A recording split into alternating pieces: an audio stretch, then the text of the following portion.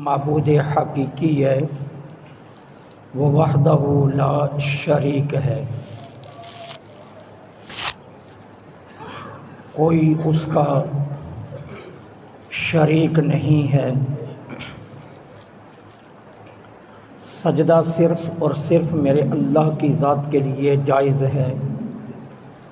میرے اللہ کے علاوہ کسی اور کے لیے سجدہ کسی بھی صورت میں کسی بھی جگہ جائز نہیں ہے۔ کائنات ارض و سما کے ہر ذرے کے بدلے میں تا قیام قیامت اربوں خربوں کے حساب سے درود و سلام آقا نامدار مدنی تاجدار فخر دو عالم امام الانبیاء خاتم المرسلین سرکار مدینہ راحت قلب و سینہ صلی اللہ علیہ وسلم کی ذات پاک پر درود و سلام کہ جن کے صدقے میں اللہ جل سبحانہ و تعالی نے ہمیں بے شمار لا تعداد ان گنت نعمتوں سے مالا مال فرمایا۔ ذی وقار محترم اور محتشم سامعین، خوشی کی دو قسمیں ہیں۔ ایک ہے وہ خوشی جو بطور فخر کی جائے۔ اللہ تعالی عز و جل نے اپنی لا ریب کتاب کے اندر بطور فخر کی جانے والی خوشی سے منع فرمایا۔ اللہ رب العالمین اپنی لا ریب کتاب میں ارشاد فرماتے ہیں لا تفرح ان اللہ لا یحب الفرحین، کہ تکبر اور غرور کی خوشی ہرگز نہ مناؤ، اللہ ایسی خوشی کو پسند نہیں فرماتا۔ اور خوشی کی دوسری قسم ہے شکر، کہ وہ اظہار مسرت، وہ خوشی جو بطور شکر منائی جائے، اور اس کی اللہ رب العالمین اجازت بھی فرماتے ہیں اور ایسی خوشی منانے کا حکم بھی دیتے ہیں۔ اللہ فرماتے ہیں قل بفضل اللہ، محبوب آپ فرما دیجئے اللہ کا فضل و برحمتہ ہی، اور اس کی رحمت جب تمہیں ملے فلیفرحوا، تو تمہارے اوپر یہ لازم ہے کہ تم خوشی مناؤ، اظہار مسرت کرو۔ یہ خوشی وہ خوشی نہیں ہے کہ جس سے تمہیں روکا گیا ہے، یہ وہ خوشی ہے کہ جس خوشی کے منانے کا اللہ تمہیں خود حکم دے رہا ہے، اور اپنے محبوب کریم علیہ تحیت و تسلیم کے ذریعے اللہ یہ حکم فرما رہا ہے کہ یہ خوشی مناؤ۔ اور پھر آخر میں فرمایا هو خیر مما یجمعون، تم نے اپنی زندگی میں جو کچھ جمع کر کے رکھا ہے، اللہ کے فضل اور اس کی رحمت پر خوشی منانا، یہ تمہارے سارے جمع شدہ اعمال اور پونجی سے بھی اللہ کو زیادہ پسند ہے۔ خیر کا لفظ بولا گیا کہ بہتر ہے، اچھی ہے، اللہ کو محبوب ہے، اللہ کو پسند ہے کہ تم ایسی خوشی مناؤ۔ اب آپ مجھے یہ بتائیے کہ اگر آپ پوری کائنات کے ایک ایک ورق کو زیر مطالعہ لائیں اور کائنات کی ایک ایک نعمت کا آپ تذکرہ کریں اور کائنات کے ایک ایک فضل کو آپ گننا شروع کر دیں، تو کیا آپ اس نتیجے پر پہنچنے میں بجانب حق نہیں ہوں گے کہ اللہ کے تمام فضلوں میں اور اللہ کی تمام نعمتوں میں سب سے بڑی نعمت اور سب سے بڑا فضل حضور کی ذات ہے۔ حضور علیہ الصلاۃ والسلام کی ذات سے بڑی ذات کوئی اللہ کا فضل نہیں ہے، اور حضور کی صورت میں جو اللہ نے ہمارے اوپر رحمت فرمائی اس سے بڑھ کر اور کوئی رحمت نہیں ہے۔ اب خود فیصلہ آپ کیجئے کہ کیا اللہ کا اتنا بڑا فضل اور اتنی بڑی رحمت ہو تو کیا انسان کو اس پر خوشی منانی چاہیے یا نہیں منانی چاہیے؟ پھر دیکھیے، ہم ہر سال جشن آزادی مناتے ہیں 14 اگست۔ تمام ملک میں، پورے ملک کے اندر تمام سرکاری عمارات پر چراغاں کیا جاتا ہے، گھر گھر پر پرچم پاکستان لہرایا جاتا ہے۔ ایوان وزیر اعظم، ایوان صدر اور تمام کمشنر ہاؤسز میں اور تمام سرکاری دفاتر میں پرچم کشائی کی تقاریب منعقد کی جاتی ہیں۔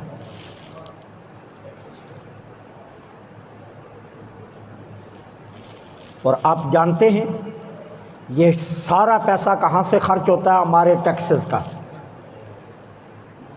وہ تمام بل جو سرکاری سطح پر ادا کیے جاتے ہیں، وہ لائٹنگ کے ہوں یا تقاریب کے ہوں،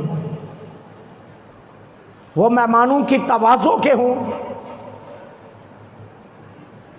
یا کسی اور شکل میں ہوں، وہ سارا پیسہ ہمارے ٹیکسز کا ہے۔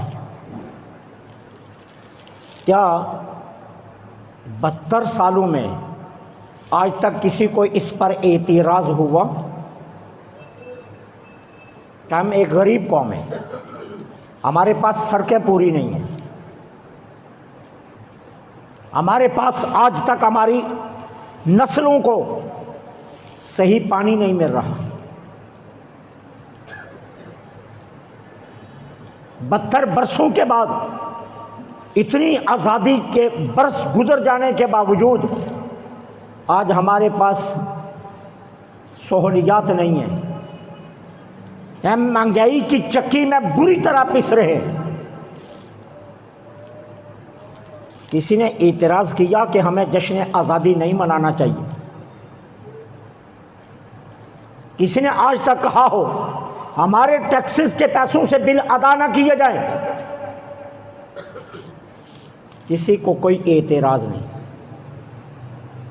کیوں نہیں ہے؟ باوجود اس کے کہ ہم پس رہے ہیں، باوجود اس کے کہ ہم سہولیات سے محروم ہیں، لیکن ہم کہتے ہیں کہ قوم غیر سے حضرت قائد اعظم محمد علی جناح علیہ الرحمہ نے ہمیں آزادی دلوائی، ہمیں اس آزادی کا شکر ادا کرنا چاہیے۔ ہم یہی کہتے ہیں، ہمارا تصور بھی یہی ہے۔ لہذا کسی مفتی کو، کسی عالم کو، کسی شیخ الحدیث کو، کسی محدث کو، کسی مفسر کو کوئی اعتراض نہیں ہے۔ اسلامی نظریاتی کونسل میں بیٹھے ہوئے چوٹی کے علماء بھی مانتے ہیں کہ جشن آزادی صحیح ہے۔ صاحبو، میں آپ سے صرف ایک سوال کرنا چاہتا ہوں۔ قوم غیر سے آزادی ملے تو قوم کے ٹیکسز کے پیسوں سے جشن آزادی مبارک منانا جائز ہے، تو جس نبی نے ہمیں ذلت سے نکالا، جس نبی نے ہمیں کفر سے نکالا، جس نبی نے ہمیں الحاد سے نکالا، جس نبی نے سسکتی انسانیت کو بچایا، جس نے ٹوٹے رشتوں کو مقدس رشتوں میں جوڑا، اور جس نے انسانیت کو گرتی ہوئی کو تھام کر اسے پھر اس کا اصل مقام دیا، کیا اس نبی کا جشن اپنے پیسوں سے منانا بھی ناجائز ہے؟ آزادی کا جشن تو ٹیکسز کے پیسوں سے منانا جائز ہے اور کسی کو کوئی اعتراض بھی نہیں ہے۔ تو جس نبی نے ہمیں یہ عزت عطا کی، بائی بائی سے لڑ رہا تھا، حضور کی بعثت سے قبل شوہر مر جاتا، اپنی حقیقی اولاد ماں کو پکڑتی اور بازار لے آتی اور فروخت کے لیے کھڑا کر دیتی، بیچنے کے لیے بازار میں۔ اور بیچنے والے کون تھے؟ کوئی غیر نہیں، اپنے حقیقی بیٹے۔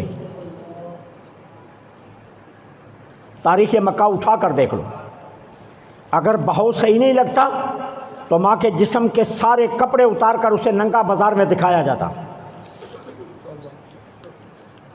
اور اگر بازار میں نہ بکتی تو حقیقی ماں سے بڑا بیٹا نکاح کر لیتا۔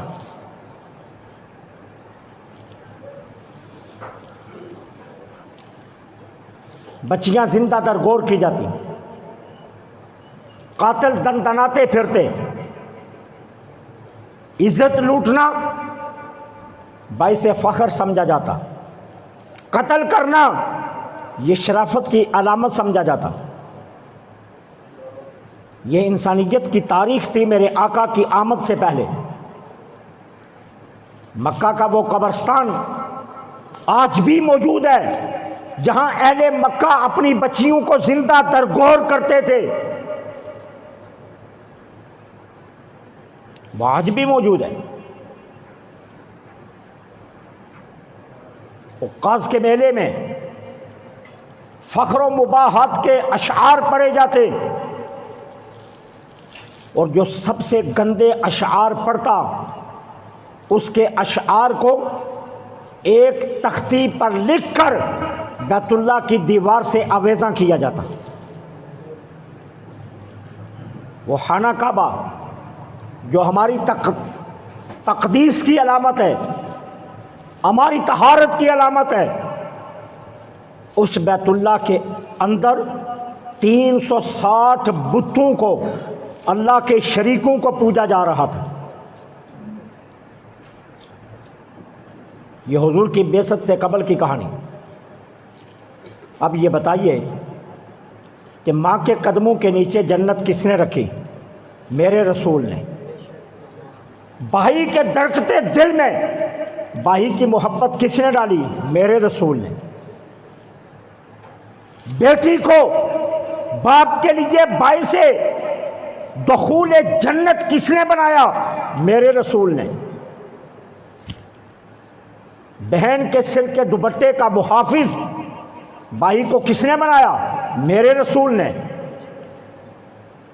باپ کو جنت کا مین دروازہ قرار کس نے دیا؟ میرے رسول نے۔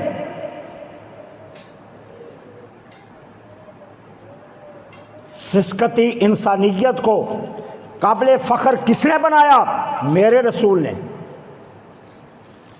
انگریز سے تمہیں آزادی قائد اعظم محمد علی جناح دلائیں تو ان کا جشن ہر سال یوم آزادی منانا جائز، اور وہ بھی قوم کے ٹیکسز کے پیسوں سے پورے پاکستان کی سرکاری عمارات پر چراغاں کرنا جائز، ہر گھر میں پرچم پاکستان لگانا جائز، ہر بڑے ایوان میں تقاریب پاکستان منعقد کرنا جائز، افواج کی پریڈ کروانا جائز، پوری ملت کا مل کر یوم آزادی منانا جائز۔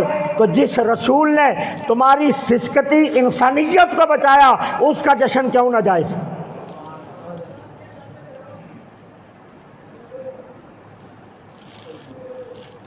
صحابہ نے جشن نہیں منایا، حضور نے اپنا جشن نہیں منایا، فلاں نے اپنا جشن نہیں منایا، تم کیوں مناتے ہو؟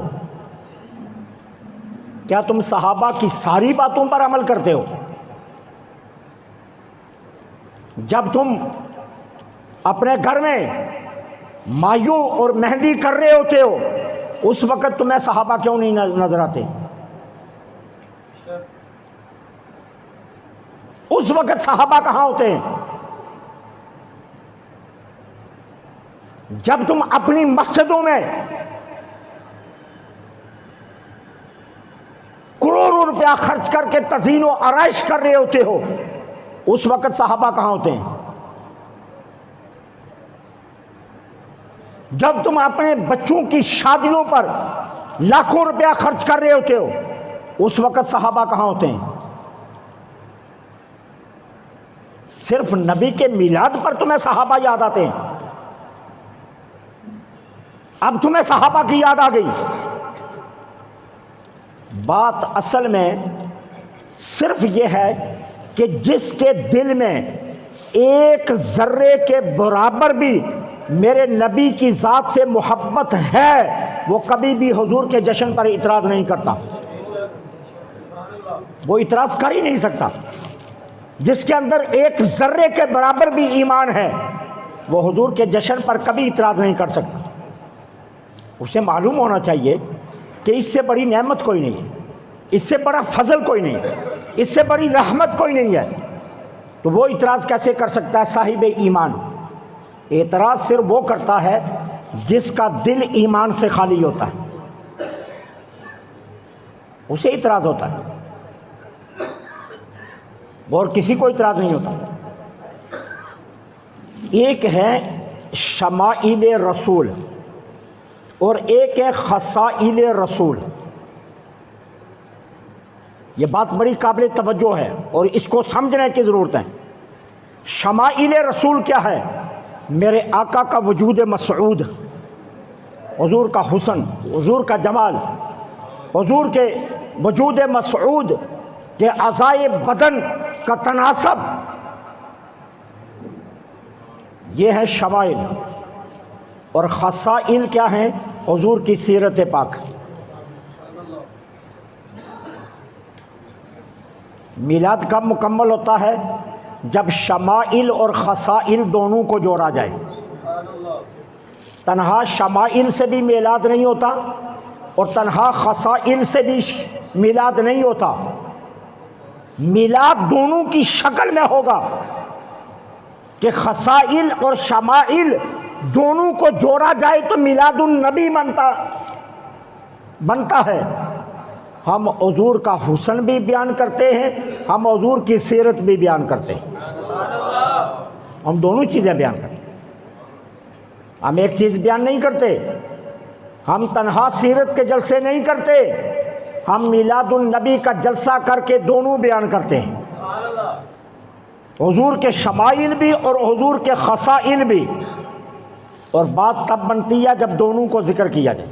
آمد مصطفیٰ، آمد مصطفیٰ، مرحبا مرحبا، چہرہ والضحیٰ، مرحبا مرحبا، تو دونوں کو بیان کیا جائے تو پھر بات بنتی ہے، تنہا ایک کو نہیں، تنہا ایک کو نہیں۔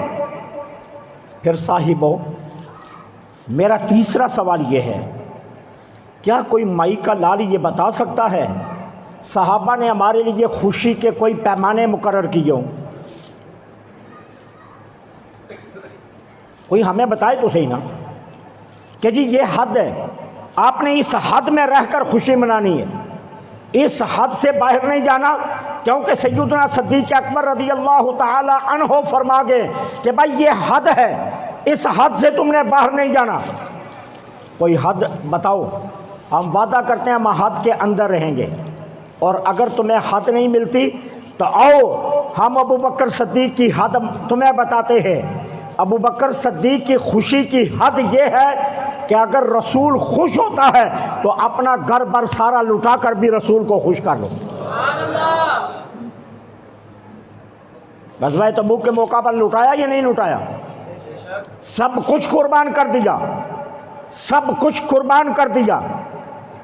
اور آسان لفظوں میں سمجھاؤں، جب ابو بکر صدیق نے سارا سامان دے دیا تو میرے آقا نے پوچھا ابو بکر گھر کے لیے کیا چھوڑ کر آئے ہو، اہل خانہ کے لیے کیا رکھ کر آئے ہو؟ تو ابو بکر صدیق نے کیا عرض کیا حضور اللہ اور اس کا رسول، اللہ اور اس کا، میں عالم وجدان میں چلا گیا، میں نے عالم وجدان میں جا کر ابو بکر صدیق سے سوال کیا، اللہ تو عرش اعظم پر تھا اور رسول تیرے سامنے تھا، تو گھر کیا چھوڑ کر آیا؟ اللہ تو عرش اعظم پر اور رسول تیرے سامنے، اور تم کہتے ہو کہ میں اللہ اور اس کا رسول گھر چھوڑ آیا ہوں۔ تو ابو بکر صدیق کی روح نے جواب پتہ ہے کیا دیا؟ وہ جواب یہ تھا کہ میں نے ایک کاغذ لیا، اس پر ایک طرف لکھا یا اللہ اور دوسری طرف لکھا یا رسول اللہ، اور اپنے گھر میں چسپاں کر کے آ گیا کہ جب تک یہ دو نام میرے گھر رہیں گے مجھے کسی شے کی ضرورت نہیں۔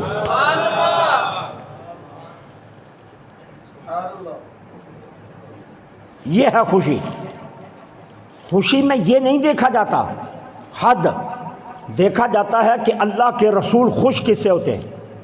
ہمیں کہا جا رہا ہے تم اتنا پیسہ ضائع کرتے ہو، اتنا پیسہ ضائع کرتے ہو، آؤ میں تمہیں یہ کہانی بھی سنا دیتا ہوں۔ میرے نبی مدینہ پاک کی گلی میں نکلے، ایک بہت ہی خوبصورت گھر پر میرے نبی کی نظر پڑ گئی۔ قبا نما گھر بنا ہوا تھا، بالکونیاں، گنبد، جس طرح شاہی خاندان کے محل ہوتے ہیں اس نما کا گھر بنا ہوا تھا۔ میرے آقا نے گھر کی طرف دیکھا، پوچھا یہ گھر کس کا ہے؟ یا رسول اللہ فلاں انصاری صحابی کا ہے۔ اچھا یہ اس نے نیا بنایا؟ جی ہاں حضور، یہ پرسوں ہی مکمل ہوا ہے یہ گھر، اور اس نے اپنی ساری جمع پونجی اس گھر پر لگا دی ہے، اور اس گھر کو اس نے بڑی شان شوکت سے بنایا ہے۔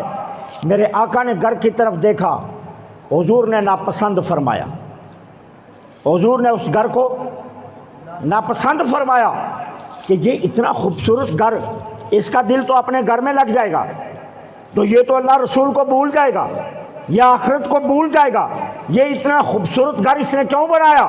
میرے نبی نے اس گھر کو ناپسند فرمایا۔ بات ذرا غور سے سننا، صحابہ نے اس صحابی کو بتا دیا جس کا گھر تھا، آج اللہ کے رسول اس گلی سے گزرے ہیں، انہوں نے تیرے گھر کو ناپسند فرمایا ہے۔ اچھا یہ بات ہے، حضور کو ناپسند لگا، صحابی نے کہی اٹھائی، گھر کو ملیا میٹ کر دیا، زمین بوس کر دیا، جمع پونجی لگی ہے، جمع پونجی۔ مدینہ طیبہ میں کسی کا گھر اتنا خوبصورت نہیں ہے، بالکونیاں، کبے بنے ہوئے ہیں، عالی شان عمارت ہے، مدینہ طیبہ کی عمارات میں شاکار عمارت ہے۔ اس نے کہیں اٹھائی، گھر کو زمین بوس کر دیا، پلاٹ برابر کر دیا۔ اللہ کے رسول چند دنوں کے بعد پھر اسی گلی میں تشریف لائے، فرمایا یہاں ایک بڑا خوبصورت گھر تھا، وہ کدھر گیا؟ اللہ کے رسول وہ اس نے گرا دیا۔ بھائی کیوں گرایا؟ حضور وہ کہتے ہیں صحابی کہ جس گھر کو اللہ کے رسول ناپسند کریں وہ گھر میں نہیں رکھنا چاہتا، وہ گھر میں نہیں رکھنا چاہتا، وہ گھر میں۔ اب چاہیے تو یہ تھا نا، حضور اسے بلا کر میرے آقا فرماتے، ارے تو نے ساری جمع پونجی لگائی تھی، اتنا خوبصورت گھر بنایا تھا، تجھے گرانے کی ضرورت کیا تھی؟ تم میرے پاس آ جاتا، میں تجھے کوئی حل بتا دیتا، تم مجھ سے معافی مانگ لیتا، یا میں تجھے اس کا کوئی متبادل بتا دیتا، تو اس گھر کو بیچ دیتا، پیسے اکٹھے کر لیتا۔ سرکار نے کیا فرمایا؟ اس کو بلایا، فرمایا تو نے گھر کیوں گرایا؟ عرض کی حضور آپ نے ناپسند فرمایا، اور میرا مطمع نظر کیا ہے؟ آپ کی خوشی، آپ کی خوشی، اور آپ کی خوشی کے لیے مجھے اپنی جتنی مرضی دولت قربان کرنی پڑے میں کر جاؤں گا۔ سرکار نے کیا فرمایا؟ تو نے مجھے خوش کیا، تو نے اللہ کو خوش کیا، اللہ اور اس کے رسول تو اس سے راضی ہو گئے۔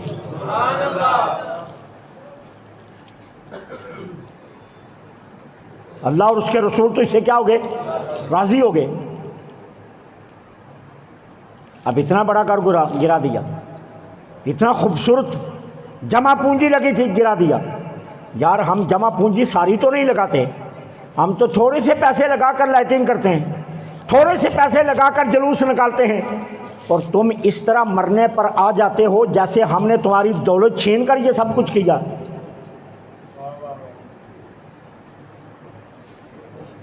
کیا تمہیں یہ نظر نہیں آ رہا کہ صحابہ حضور کی خواہشات کا کس قدر احترام کرتے تھے، احترام کرتے تھے؟ اچھا ایک اور سنو، شاہ فہد نے مسجد نبوی کی تعمیر شروع کی، یہ آن دی ریکارڈ بات کرنے لگا ہوں۔ اس نے مسجد نبوی کی جب تعمیر شروع کی تو اس نے تمام وہاں جو مکہ کے اور مدینہ طیبہ کے مفتیان عظام تھے انہیں بلایا، اور بلا کر شاہ فہد نے کیا کہا، ہر وہ قیمتی چیز جو دنیا میں نایاب سمجھی جائے میں وہ سب کچھ حضور کے قدموں میں لانا چاہتا ہوں۔ شاہ تھا نا، سامنے ڈنڈا تھا، سامنے ڈنڈا تھا نا، یہ سارے چپ کر کے بیٹھے رہے، کوئی نہیں بولا، کوئی نہیں بولا۔ اب دیکھیے اس نے کام کیسے کروایا۔ مسجد نبوی کے صحن کے لیے جس کان سے پتھر نکلوایا اس کان کو ہی بند کر دیا کہ خبردار جو مسجد نبوی میں پتھر لگا کسی اور جگہ نہیں لگنا چاہیے۔ ایران سے جس فیکٹری سے مسجد نبوی میں بچھنے والی قالینیں منگوائی، اس فیکٹری کو کہا جتنی دولت چاہیے تمہیں ملے گی لیکن ایک قالین کا پیس کسی اور کو نہیں دو گے۔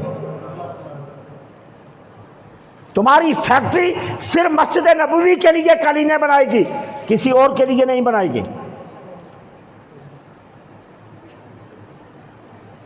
پوری مسجد کے اندر ٹنوں کے حساب سے سونا لگا دیا،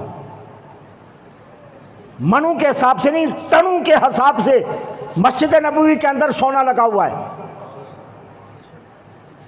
ٹنوں کے حساب سے سونا لگا دیا۔ دنیا کی کون سی دولت تھی جو مسجد نبوی میں لا کر نہیں کھڑی کر دی گئی؟ کون سا حسن تھا جو مسجد نبوی کو نہیں پہنایا گیا؟ تم میں سے کوئی بھی نہیں بولا یہ اسراف ہے، تم میں سے کوئی بھی نہیں بولا یہ فضول خرچی ہے، تم میں سے کوئی بھی نہیں بولا کہ یہ کیا کر رہے ہو۔ تم سب چپ رہے ڈنڈے سے ڈرتے ہوئے کہ شاہ فہد کے سامنے تمہاری جرأت نہیں ہے، تم بول جاؤ۔ اور اس نے ساری دنیا کا حسن مسجد نبوی میں اکٹھا کر دیا، اور تم نے جواز کا فتویٰ دیا، تم نے کہا جو کر رہا ہے شاہ درست کر رہا ہے۔ یارو اس نے نظریہ کیا رکھا کہ میں نے حضور کو خوش کرنا ہے، نظریہ اس کا یہی تھا نا کہ میں نے حضور کو خوش کرنا ہے، حضور اگر میرے اس کام سے راضی ہو جائیں تو میری بخشش کے لیے یہی کافی ہو جائے گا۔ اب اس نے حضور کو خوش کرنے کے لیے دنیا کا ہر حسن حضور کے قدموں پر نچھاور کر دیا۔ ہم بھی تو حضور کو خوش کرنے کے لیے گھر سجاتے ہیں، ہم بھی تو حضور کو خوش کرنے کے لیے جلوس نکالتے ہیں، ہم بھی تو حضور کو خوش کرنے کے لیے نیاز بانٹتے ہیں، ہم بھی تو حضور کو خوش کرنے کے لیے حضور کا یوم میلاد مناتے ہیں۔ اگر یہی کام تمہارے گھر میں ہو تو وہ جائز گنا جائے گا، اور اگر ہم کریں تو کہتے ہو صحابہ نے جشن نہیں منایا، صحابہ نے جشن نہیں منایا۔ میلاد میں کیا ہوتا ہے؟ حضور کے شمائل اور خصائل کا تذکرہ۔ تو یہ جو شمائل اور خصائل کا تذکرہ تم کرتے ہو یہ تمہیں کس نے بتایا؟ یار کس نے بتایا کہ حضور کی صورت منموہنی تھی، حضور کی زلفیں عنبری تھیں، چہرہ والضحیٰ سے نور کی کرنیں نکلتی تھیں، لب ہلتے تھے تو موتی جھڑتے تھے۔ یہ کس نے بتایا؟ صحابہ نے ہی تو بتایا۔ یہ ساری باتیں صحابہ نے نہیں بتائی، تو یہ سارا کچھ تو صحابہ نے بتایا ہے۔ تو تم کہتے ہو صحابہ نے میلاد نہیں منایا، تو یہی تو میلاد ہے، اور کیا ہے؟ اور میلاد کس کو کہتے ہیں؟ اور مرور زمانہ کے ساتھ، وقت گزرنے کے ساتھ اگر خوشی کا طریقہ بدل جائے تو وہ ناجائز تو نہیں ہوتا۔ کیا وہ ناجائز ہو جاتا ہے؟ مرور زمانہ کے ساتھ خوشی کا طریقہ بدل جانے سے خوشی ناجائز نہیں ہوتی۔ جس طرح آج شادیوں کے جشن ہوتے ہیں، صحابہ نے تو ایسی کوئی شادی نہیں کی، نہ اپنی نہ اپنے بچوں کی۔ جہیز کے ٹرک جس طرح آج بھرے جاتے ہیں، صحابہ نے تو نہیں دی۔ کونین، ایک کون کی بات نہیں کر رہا، کونین کہتے ہیں دو جہانوں کو۔ کونین کی شہزادی کی جب شادی ہوئی ہے، ایک پلنگ، ایک مشکیزہ، ایک چکی، ایک مسلح چمڑے کا، اور ایک لوٹا اور ایک دبابہ، یہ ٹوٹل جہیز تھا، یہ ٹوٹل جہیز تھا۔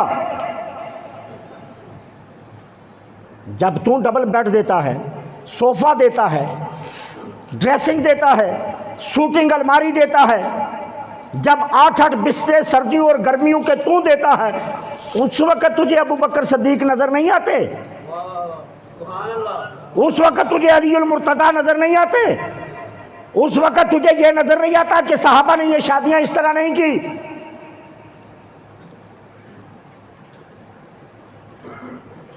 اس وقت کیوں نظر نہیں آتے؟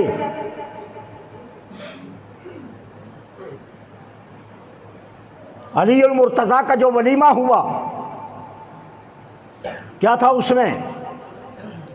ایک بکری کا گوشت اور جو کی روٹیاں، اور وہ بھی شوربے میں بھگو دی گئی۔ جب سرید بن گیا، جب وہ بک کر پوری طرح شوربے میں مکس ہو گئی، تو صحابہ کو بلایا گیا، ایک ایک برتن میں 5 صحابہ کو بٹھا کر علی المرتضیٰ کا ولیمہ کیا گیا۔ تو مارکیاں کیوں بک کرواتا ہے؟ تو میرج ہال کی طرف کیوں جاتا ہے؟ تو بڑے بڑے پارکوں میں اپنی بیٹی کی شادی کیوں کرتا ہے؟ تجھے صحابہ کیوں نہیں نظر آتے؟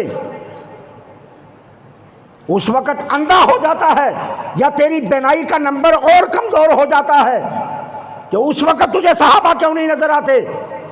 نبی کے جشن کی باری آئے تو صحابہ کی باتیں کرتا ہے، اور جب اپنے گھر جشن کی باری آئے تو سارے صحابہ کو بھول جاتا ہے۔ میں اس لیے کہتا ہوں، جس کے دل میں ایمان خشخاش کے دانے جتنا بھی ہے، وہ نبی کے میلاد پر اعتراض نہیں کرتا، وہ حضور کے میلاد پر اعتراض، اور جو نبی کے میلاد پر اعتراض کرے، میں تمہیں منبر پر بیٹھ کر کہتا ہوں، قرآن پر ہاتھ رکھ کر کہا کرو یہ بے ایمان ہے، یہ بے ایمان ہے۔ اگر ایمان رتی کے برابر بھی اس کے دل میں ہوتا تو یہ نبی کے میلاد پر اعتراض نہ کرتا۔ حضور کے میلاد پر اعتراض صرف وہی کرتا ہے جس کے دل میں ایک خشخاش کے دانے کے برابر بھی ایمان نہیں ہوتا۔ جس کے دل میں ایمان ہے، اس سے بڑھ کر خوشی اور ہو کیا سکتی ہے؟ کائنات میں اس سے بڑی خوشی کوئی ہے؟ بتاؤ نا مجھے، کائنات میں اس سے بڑی خوشی کوئی نہیں ہے۔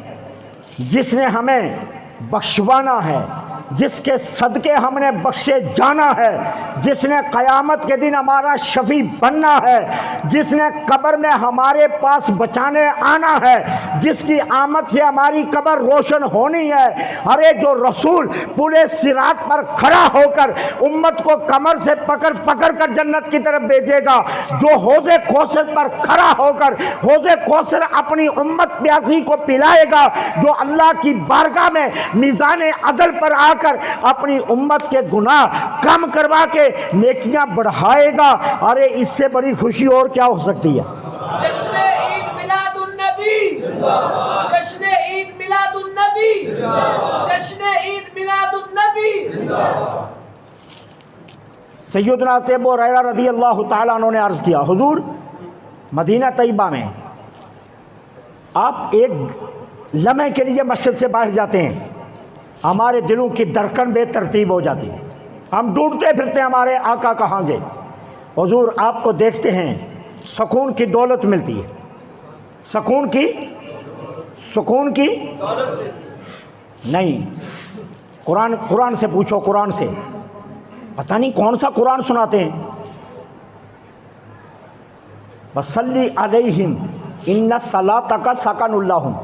महबूब अबू बकर को हाथ उठाने आते हैं, मांगना आता है, अली को मांगना भी आता है, हाथ उठाने भी आते हैं, उमर को मांगना भी आता है, हाथ उठाने भी आते हैं, उस्मान को मांगना भी आता है, हाथ उठाने भी आते हैं। लेकिन महबूब जब तू दुआ करता है उन्हें सुकून ज़्यादा मिलता है।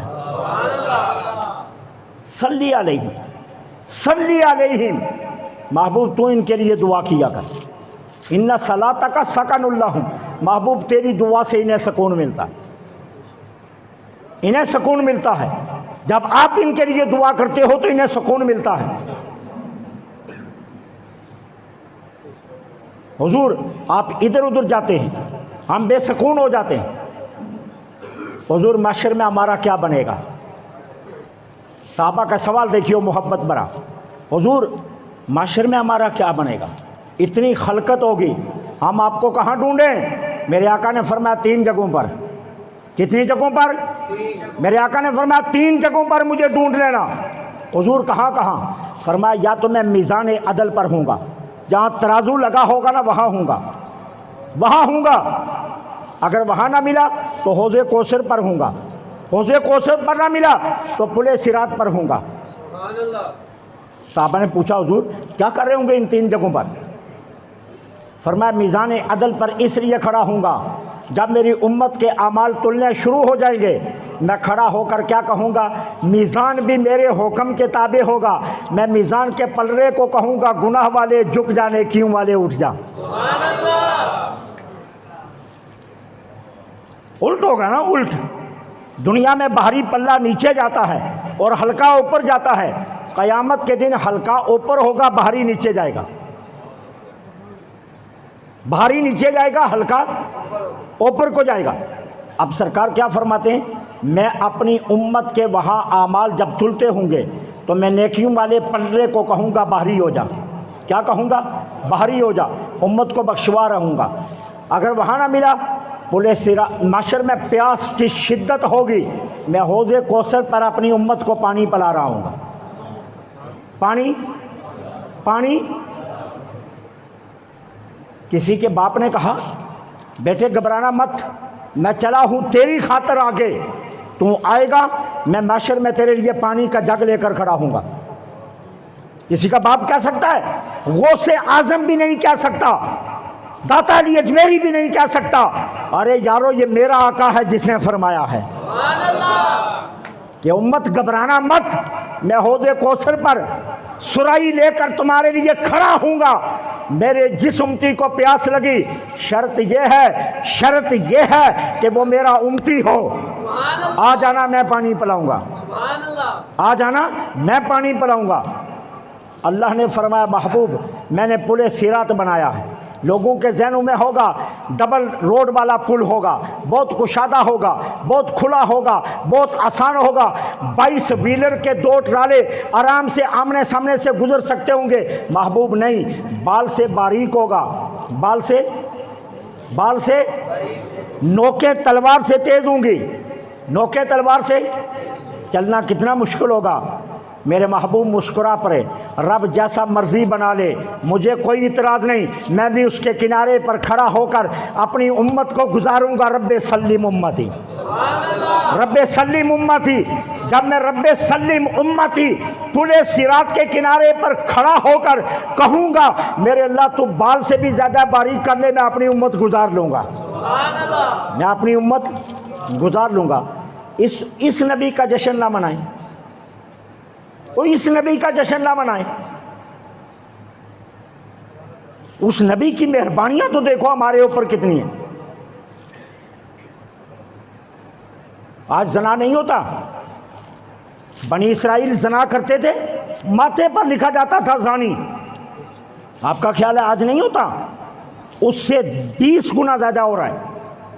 चोरी करते थे, दरवाजे के ऊपर चौखट पर जो मर्जी करें, रंदा चलाएं, रंग फेरें, मिटता नहीं था। जबरील आमीन आकर लिख जाता था चोर का घर, चोर का घर बच सकता नहीं था। कपड़े पर पेशाब गिरा, कपड़ा काटना पड़ता था। नमाज पढ़ने के लिए مسجد ڈھونڈنی پڑتی تھی، مسجد نہ ہو تو نماز نہیں پڑھ سکتا تھا، نہیں پڑھ سکتا تھا، کپڑا جتنا مرضی دھو لے پاک نہیں ہوتا تھا جتنی دیر تک اس حصے کو کاٹ نہ لے۔ اب میرا رسول آیا، مہربانیاں سنو، زمین پر قدم رکھا، کہا جہاں تمہیں نماز کا ٹائم ملے مصلی بچھاؤ، نماز پڑھ لو۔